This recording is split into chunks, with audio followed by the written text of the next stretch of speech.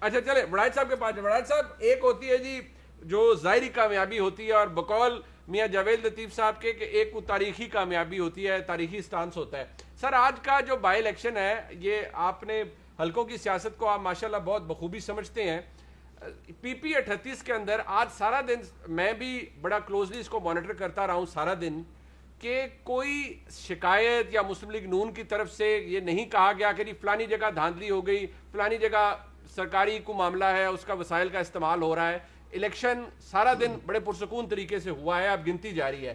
پاکستان تحریک انصاف کی واضح ابھی برتری 4-5 ہزار ووٹس کی نظر آ رہی ہے, یہ ابھی غیر سرکاری غیر حتمی نتائج ہے. ڈار صاحب کہہ رہے ہیں 7,000 کی برتری ہو چکی ہے. سر یہ بات پی ایم ایل این کی درست بنتی ہے میاں جاوید لطیف صاحب کی, نہیں یہ جیت نہیں رہے, انہیں جتوایا جا رہا ہے؟ دیکھیں دیکھنا پڑے گا کہ کینڈیڈیٹس کون تھے. مثلا طارق سبحانی صاحب کا تو آپ لوگوں نے بتایا کہ خوش اختر سبحانی صاحب کے بھائی ہیں اور پریو فیملی ہے اور بڑا ان کا پرانا پاسٹ ہے.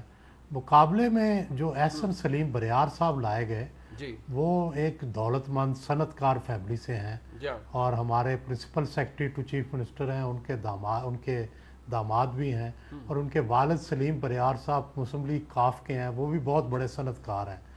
تو بیسیکلی دو بڑی فیملیوں کا مقابلہ تھا. دونوں اس طرف دولت بھی بہت زیادہ تھی احسن سلیم بریار صاحب کی, اور میرا خیال ہے کہ بہت حلقے کے اندر بہت استعمال ہوا ہوگا دونوں طرف سے پیسے کا بھی, اور ڈیفینیٹلی کمپین بھی بھرپور چلی ہوگی. اور دوسرا عام طور پر یہ جو پچھلے ضمنی الیکشن ہوئے ہیں یہ بڑے غیر متوقع رزلٹ تھے, کیونکہ اگر پورے پاکستان کی تاریخ دیکھی جائے تو جو ضمنی الیکشن ہوتے ہیں وہ عام طور پر برسر اقتدار حکومت جیتتی ہے اور اسی کے لوگ جیتتے ہیں, کیونکہ لوگوں کو پتہ ہوتا ہے کہ سیدھا جا کر یہ گورنمنٹ میں شامل ہو جائے گا. جبکہ اگر اپوزیشن کا بندہ جیت جائے تو اس نے اپوزیشن میں بیٹھنا ہوتا ہے, حلقے کو فائدہ نہیں دے سکتا. تو وہ بڑے غیر متوقع رزلٹس تھے, اور وہ بتاتے تھے کہ تحریک انصاف جو ہے کتنی غیر مقبول ہے. لیکن ڈیفینیٹلی جب سے یہ اکانومی کے اندر ریوائول ہوئی ہے, جب سے یہ ایک نیا بیانیہ انہوں نے تشکیل دیا ہے, اور دوسری طرف جو پی ایم ایل این کے بیانیے کے اندر ایک خرابی ہے وہ یہ ہے کہ احتجاجی بیانیہ جو ہے یہ پاپولر بڑا ہوتا ہے, یہ کراؤڈ پولر ہوتا ہے, اس میں جلسے بڑے بڑے ہوتے ہیں, اس میں لوگ آتے ہیں, لوگ سنتے ہیں بات, لیکن یہ انتخابی بیانیہ نہیں ہوتا. اس سے احتجاج کو انتخاب میں بدلنے کے لیے ایک خاص حکمت عملی کی ضرورت ہوتی ہے. میرا خیال ہے وہ حکمت عملی مسنگ ہے.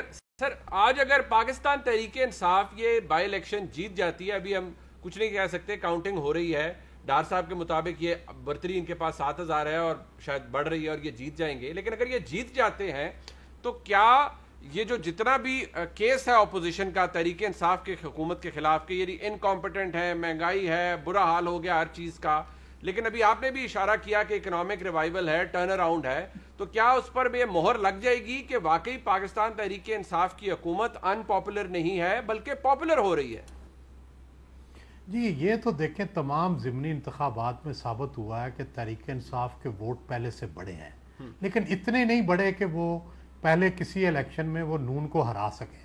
ان کے ووٹ پہلے سے بڑے ہیں 2018 سے, لیکن اتنے نہیں بڑے تھے کہ وہ نون کو شکست دے سکیں. لیکن میں کہنا یہ چاہتا ہوں کہ نون کو اپنی حکمت عملی جو دو بیانیوں والوں تھی ان کے اوپر نظر ثانی کرنی پڑے گی, کیونکہ جو احتجاجی یا مزاحمتی جو بیانیہ ہوتا ہے یہ کراؤڈ پولر ہوتا ہے, اس سے احتجاج آتا ہے, اس سے زور آتا ہے, اس سے مزاحمت پیدا ہوتی ہے, لیکن اس سے الیکشن نہیں جیتا جا سکتا. الیکشن جیتنے کے لیے آپ کو فتح کا تاثر دینا پڑتا ہے, آپ کو حکومت میں جانے کا تاثر دینا پڑتا ہے, آپ کو یہ تاثر دینا پڑتا ہے کہ اگلی حکومت ہم ہوں گے. وہ تاثر مسنگ ہو گیا ہے نون کی جو کمپین ہے, نون کا بیانیہ ہے. میرا خیال ہے کہ انہیں یہ ایک بیانیہ اپنانا پڑے گا, تبھی جا کر وہ دوبارہ میچ کر سکیں گے تحریک انصاف کو. تحریک انصاف کا بیانیہ فتح کا بیانیہ ہے کہ ہم we are here to stay and we میں کنٹینیو ٹو اسٹے.